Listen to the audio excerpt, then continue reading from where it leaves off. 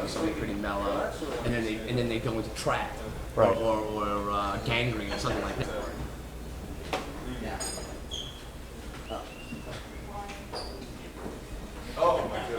I'm wired and I can't get loose. Hello, Todd. Ken Owen, good to see you again. Good, thanks. How are you?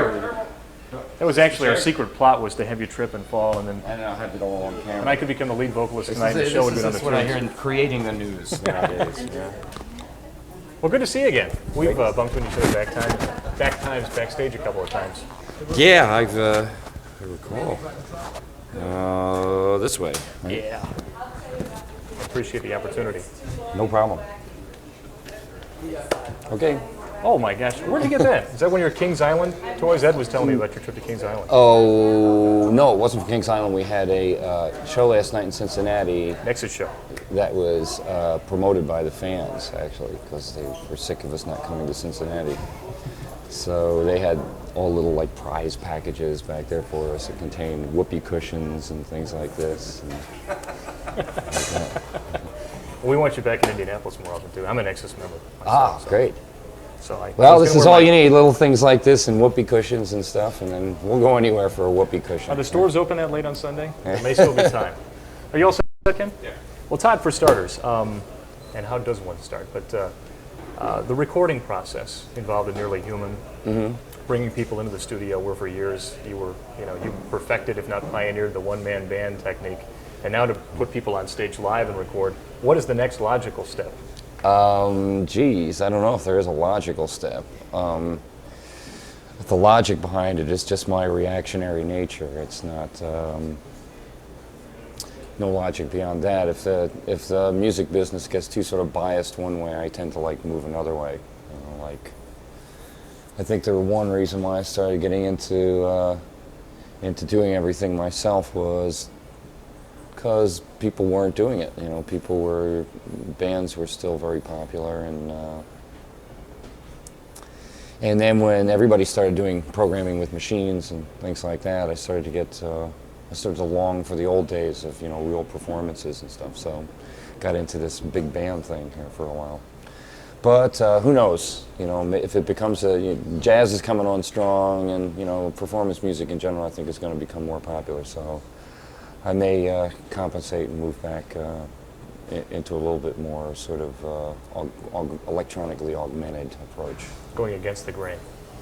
Yeah, in this particular case, it's not so much reactionary, it's more pro-actionary, because there's a lot of things happening in the computer realm that will enable me to take advantage of a lot of the things that I've been learning and been interested in for the past couple of years.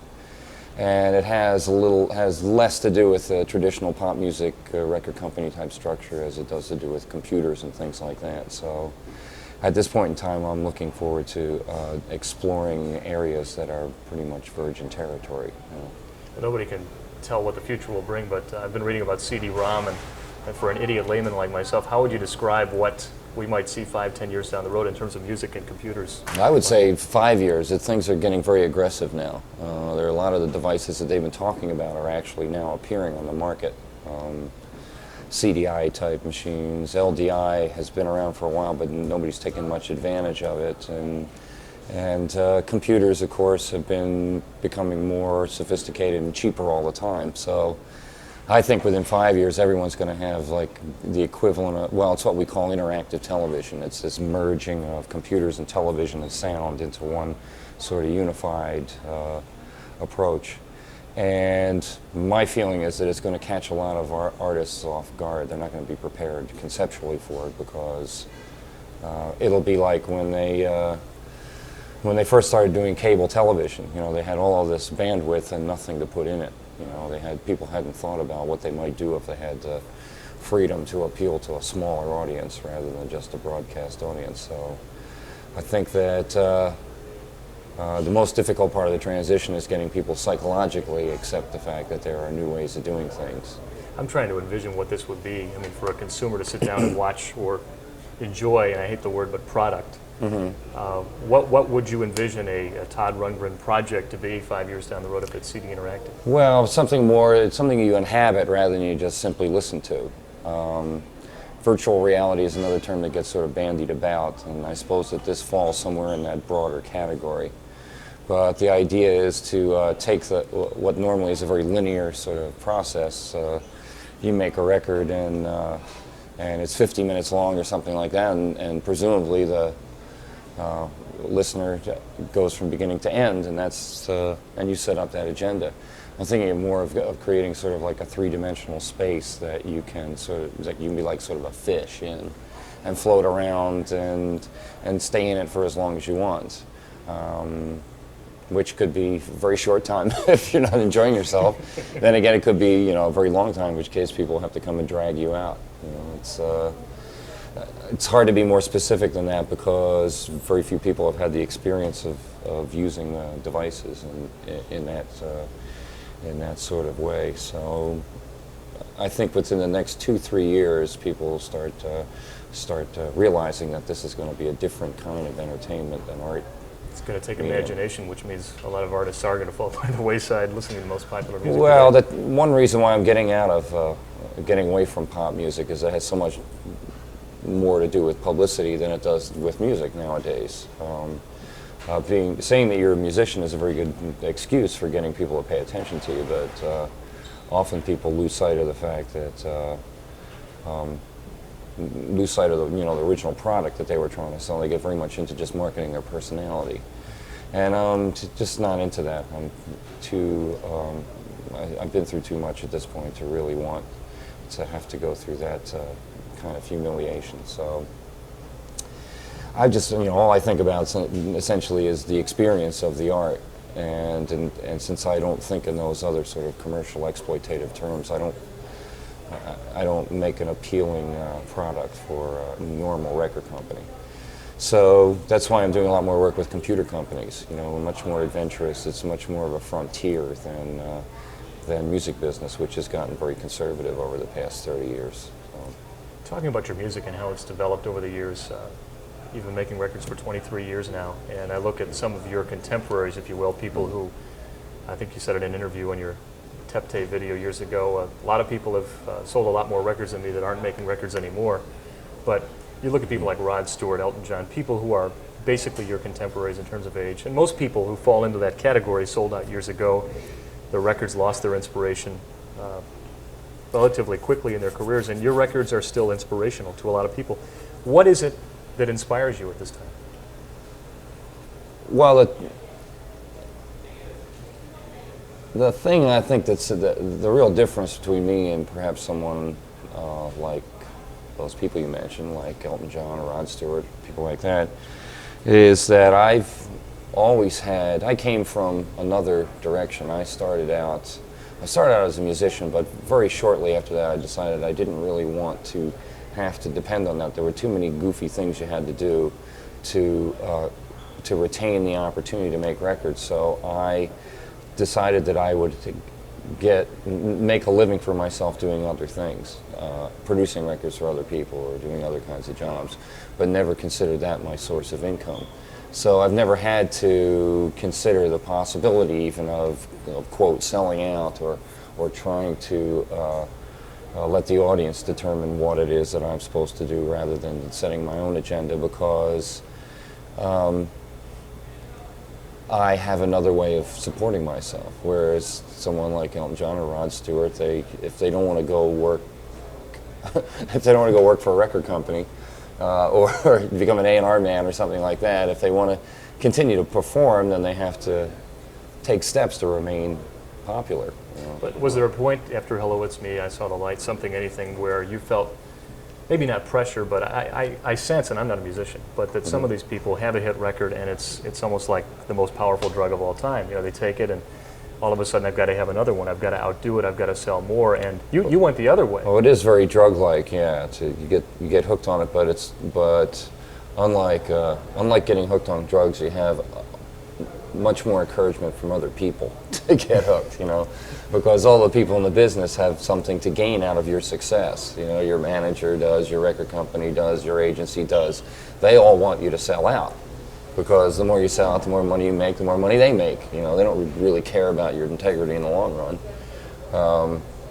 they may understand your concerns, but I know it's always been, I always have to clarify constantly, what it is I am and not willing to do. And I think, at this point, there's not really any argument about it anymore. Everybody understands that I do it I make music for particular reasons, which are essentially to satisfy myself, and then vicariously, other people get something out of it. I think that there is something to be said for commercial art, but the difference in the agenda is that commercial art, the audience determines what's going on. The audience decides what you do in a certain sense.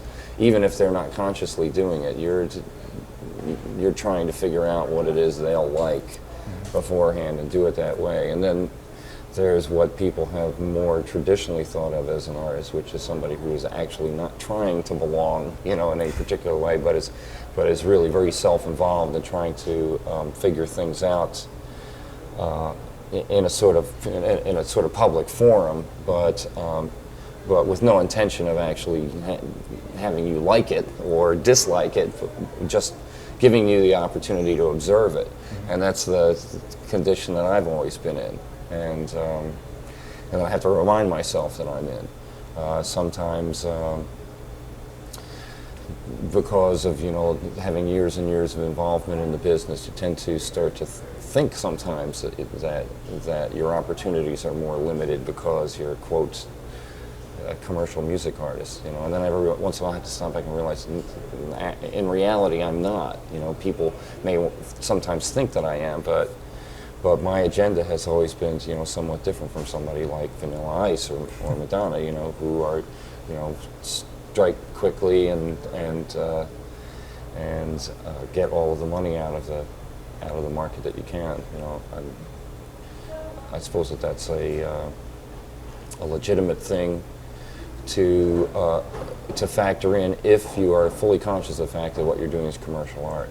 But I've never had the sort of made the distinction that that I was doing commercial art. I'm doing traditional art, I suppose. Your songs have had an impact on a lot of people, myself included. It seems to me, listening to the last 3 or 4 albums and maybe you don't want to talk about this, maybe you do, but your songs seem to be more, many of them seem to be getting more of a spiritual flavor to them. And I don't mean that in a religious sense, but more in a, one world spiritual sense.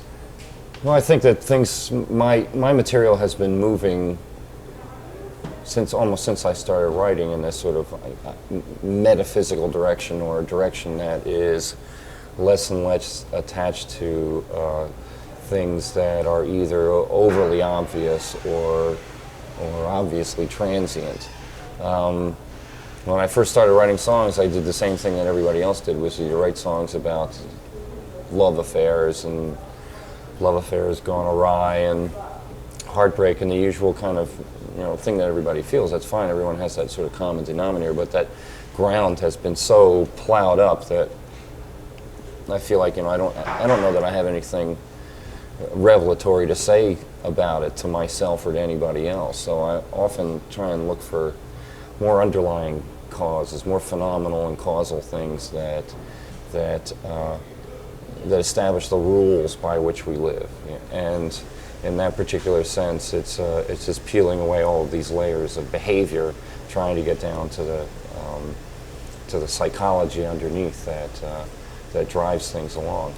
And so, in that sense, it's the more I write, the more I have to get down into that level, because the other areas, the further you get up towards that sort of anecdotal area, the more heavily things have been covered. It's just like every possible combination of he, she, she, them kind of relationships have already been covered, and in a certain sense, I think I may also be striving towards a non-representational direction, almost, moving from traditional representational art to an abstract art in some way, trying to touch things that are subconscious and unarticulated, and that don't have to do necessarily with your everyday real world concerns, but with something that is sort of timeless and blissful in a way. Trying to detach yourself from trying to detach your consciousness from the things that it constantly wants to be involved in, and just sort of detach itself to itself and not be distracted in that, because that's a very sort of centering, at least for me, you know, a lot of people might term it religious experience, but for me, it's the kind of thing that centers me, that makes me, that brings down my stress level and makes me feel like that what I'm doing is not necessarily a waste of time or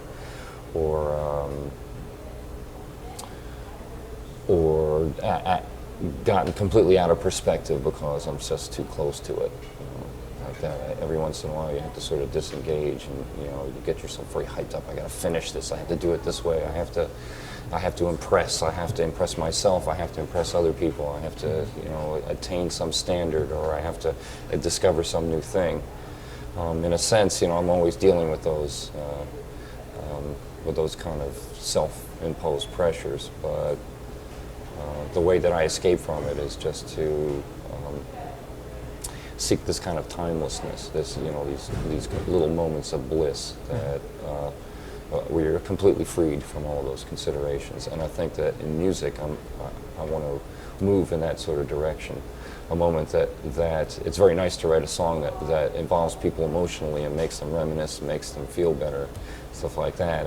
And I can do that, but in some ways I'm looking to short circuit that entire process, and rather than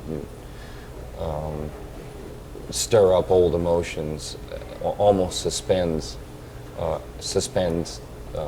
time altogether, you know, and the experience is not related to anything that you've had before. Mm-hmm. Hawking kind of strikes that kind of chord in me. It's kind of, yeah, that whole thing is, you know, kind of, it's an inspiration to me for a different reason. Some people think, oh, isn't that great that he goes to so much trouble to type out words, a letter at a time on a special typewriter, and that's not the remarkable part of his existence. The remarkable part of his existence is that he was chosen. He is chosen. He has none of the mobility that most of us have, and yet rather than sulk, he has actually gone out and done things that most of us will never do, because we never put in that position. We never lost that mobility, so we just spent our time just running around all the time. He didn't have the option to do that, so he had to. So he essentially did the running around in his mind, and sought kind of timeless things that make you forget about the infirmities that you have to deal with in your day-to-day life. Talking about future projects, I know we talked about the CD-ROM and computer things you have on the agenda. Do you have any production projects? New York Shakespeare Festival, I know you were talking about doing something for them. Well, my next sort of major musical project will be, strictly musical project, will be to finish this opera that I've been commissioned to do for the Shakespeare Festival, if they're still interested. I don't know, it's been about a year and a half. You know, I haven't done anything because of other things that I've been busy with. But in terms of a strictly musical project, that's probably what I'll finish. I've also just gotten off of Warner Brothers recently, and as I say, I'm trying to redefine myself as an artist at this point in light of the way the pop music scene is in general. And it'll probably take me maybe 2 years to sort all that out, to find a new situation where I want to start producing things for myself again. And this will involve a lot of sort of R&D, a lot of experimentation with things that are really new and that haven't been applied to practical productions yet. So there's a lot of work to do. Yeah. Heard the new Hiroshi Takano disc. Oh yeah, Awakening's very good. Great. Just got it last week. I guess it just came out. It came out here? Well, actually, it's an import. Oh yeah, okay, the import. Paid $30 to get it, but it's great. I think it came out in June or something, May or June in Japan. It just came out. Do you ever get frustrated? And let me know if you got to get your sound check, because I know that's. Well, as soon as they start making noise, you'll know. I get frustrated as a fan hearing songs like Change Myself and Parallel Lines, which are quote-unquote radio ready. I know that you probably don't produce them to be that way, but if given the right promotion and the right support by a record company, I think they could be heard by a lot of people. I was the guest newsman on a radio show one morning, and I had the guy play Change Myself, and the only time all morning the phone rang. 4 people called and said, "That's Todd Rundgren?" That's great. No, but I mean, really, your music can touch a lot of people. It just doesn't get to people, and that has to frustrate you. Well, it's frustrating in a way, and it's the nature of the business in a way. I've never been like jealous of I've never been jealous of anyone else's sort of popularity. I may be annoyed at having to look at them too much, but I never get like patently jealous of their popularity because I realize what a burden it is. It's like even with the relatively low profile that I have, I still have a hard time sometimes like going out and taking a walk somewhere without being stopped and distracted to do some, it's like you take a day off, and you run into 2 or 3 people on the street that want to talk to you about your job. So it doesn't seem like a day off anymore. The more popular you are just your whole life. You're never off the job, essentially. Your job never ends. So I don't look, I'm not jealous about that. I think it's all in the nature of the way that the business works nowadays. I was on Warner Brothers for like 19 years in one capacity or another. And it becomes like one of these marriage of convenience. After all that time, there's not the same old spark. And even though I had a lot of support in the executive office, I think out in the field, people always want their job to be easier. And it's easier for them if you're out there making a spectacle of yourself and getting like a lot of press or something. For some reason, they have nothing to do with music, but which essentially, makes their job easier because, hey, you heard about Todd Rundgren, he pulled his pants down in the front of City Hall, well, here's his new record, and that makes it easier for them to get, for them to get it on the radio. There's, maybe numerous other things. There are a lot of other, possibly, there are things that we could have done, could have been more aggressive about, or I don't know. For instance, I suppose almost every major artist, when they had an album release come out, has managed to get on Saturday Night Live. And I've never had like some kind of synchronous thing where I got on Saturday Night Live when a release came out. And we have a lot of friends there. You can pick any number of factors. I think it all has to do with my kind of well documented distaste for the way that the business runs in general. And so they figure if I'm not going to stroke their back, then they're not really going to go to any lengths for me. Which is, they figure, they'll go to a lot of work, to get me a hit record, and then I'll just talk about how crappy the business is and stuff, They'll figure, here he is stabbing us in the back again, So but the business is crap. Well, it's not a vendetta. It's just honesty. Sure. I've been in the business for 30 years. You can't pretend that it's something else that it is. A lot of people think that it's a very glamorous, dangerous, rock and roll. It's that outlaw kind of image, but it really isn't. It's a very, very conservative business. Much more conservative than, for instance, the computer business, which has a lot more ground to break and things that are yet to be sort of settled, and in that sense, I think that the business just tries to fool the public at large, because it makes everything seem much more glamorous. But there's so much calculation that goes on behind the scenes, that so much formula.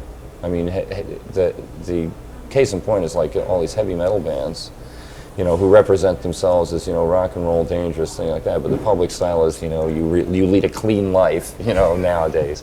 Whether you actually do or not, at one point you were supposed to represent yourself as being, nasty, hard drinking, hard drugging, sex maniac, or something like that. And now you're supposed to represent yourself as a very clean sex maniac, a very clean, safe sex maniac, or something like that.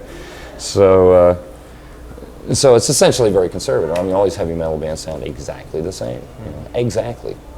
And most of them are really not even competent to play their instruments, or really don't really qualify as a band. They can start at the same time, more or less end at the same time. But when I hear that it takes them 6 months to make an album, I think, my God, what the kind of hell are they going through? Finally get, actually hearing what they're doing. Stadiums are very good for that. These big stadiums, stuff like that, very good for sort of smushing it all together, so you can't tell whether they're actually playing together or not. So. It's not to say that there aren't superlative musicians there, but it's just a superlative musician does not make for a musical experience. It's the haircut. It's all in the haircut. It's hair mo. It's a big hair band. Well, things have changed a little bit. It's just interesting to see the way the styles go. Like there was a time where everyone looked like their mother. You know, everyone looked like all those things like, you know, like your too much makeup, you know, frosted hair, you know, with too much hairspray in it and stuff like that. They all look like their moms, you know, or like their older sister, you know, who had gone off to, who was like a slutty senior in high school or something, went off to college. Really curious, androgynous thing, you know, symbolic. It's all just symbolic, you know. Now things have moved away from that. Now it's a macho, more a macho thing. You know. We're getting the old rap. I'm going to ask you one more question. Sure. Is Utopia and a possible reunion on hold for 2 or 3 years, and will your other production projects? Well, I think the Utopia fits into this context of this sort of new thing that we're trying to explore. It's one reason why, you know, Utopia enjoys more or less the same status I do, which is we get together to make music because we're sort of like musical adventurers, not because we made a lot of money off of it. When we discovered we were depending too much on the income from it, we said, you know, well, we got to take a break now. Everybody go off and get yourself a day job, because we don't want to hear about, you know, whether this is going to keep the band alive or not. You know, we just want to get in there and sort of explore musical territory. So this new situation that I'm trying to create here may afford us the ability to do that. And so in that context, I would think Utopia may be reforming in the next year or two. Who knows? Great. We get a couple of shots and we'll let you run. Weren't you? Yeah, they're ready to go. Okay. Ah, okay. Just need to prove I was here. Oh, okay. The old, Actually, this is my day off. A lot of nodding and smiling. That's right. Especially when you're talking about the heavy metal guys. Yee. Oh. That's what Ed said. So we're going to do the real thing. So you want me to do You can do one of those, yeah. this? Take your eye out on camera. This is presumably the last time you'll play Indianapolis or the Midwest for a couple of years. For a while, probably, yeah. The big band is, you know, it's a big liability. You know, a lot of people, a lot of expense to carry the big band around, and since I won't have a record soon, I suppose there's always a possibility. There's we've discovered in some parts of the country and the world that the less we play and the fewer records we make, the more popular we become. So it's like I'm really big in Japan. You know, the longer I didn't go to Japan, the bigger I got. And actually now I'm going there fairly regularly. You know, maybe once every 8 months or so, either to play or to do some production project. So we spend a lot of time there, and it's actually, you know, it's pretty good. A lot of fun to be there, and for some quirky reason, we're like one of the top 5 or 10 American artists in Japan. It used to be that Japan depended almost entirely on foreign artists, and then they completely changed the whole thing. And the Japanese market is 90% Japanese artists now. They all emulate very much, you know, Western music, and some of it's not very good, but some of it is, you know, quite good. They've been very much more into jazz than the rest of the world has been for the past couple decades, I guess. So were your New Year's Eve shows probably out for a couple of years? Chicago Oh, I don't know. It's always possible to pick up a gig like that because nobody expects us to play too well. It's just that in most cases, you know, when we go out on tour, the audiences will be a little more sober than that. And, I'm going to give you the big nod here. yeah. Well, it's also those gigs are, you know, they're usually ridiculously lucrative.